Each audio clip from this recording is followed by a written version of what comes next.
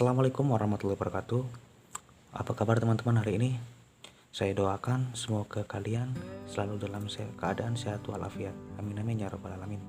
Baiklah teman-teman, selamat datang kembali di channel Tips Kesehatan, dimana di sini kami selalu memberikan tips-tips kesehatan yang terbaik terampuh untuk kalian semua. Oke lah, baik teman-teman. Sebelum lanjut ke videonya, silahkan kalian klik share dan subscribe.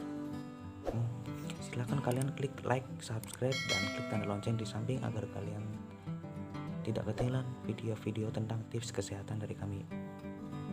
Oke, baiklah teman-teman, pada kesempatan kali ini saya akan memberikan tips kesehatan bagaimana cara memanfaatkan daun pinahong untuk mengatasi batuk-batuk. Oke, seperti yang kalian tahu, penyebab batuk itu sangat sekali banyak dan rentan dialami oleh kita semua. Oke teman-teman, nah oke teman-teman, langsung saja kita lanjut pembahasan ya. Oke, daun pinahong banyak sekali ditemukan, walaupun namanya itu sangat jarang sekali kita dengar ya, tapi sebenarnya itu banyak sekali di sekitar kita.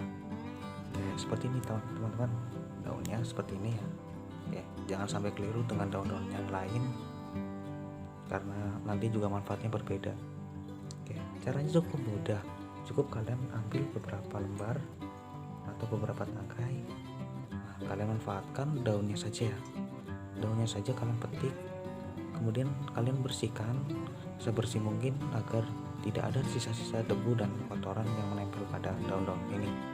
Oke, setelah kalian bersihkan daun ini, silahkan kalian rebus air sekitar 3 gelas.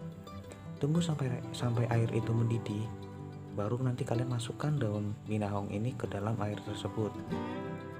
Tunggu beberapa saat, sekitar 15 menit atau 20 menit ya, sampai air tersebut itu berubah warna karena efek dari daun pinahong ini.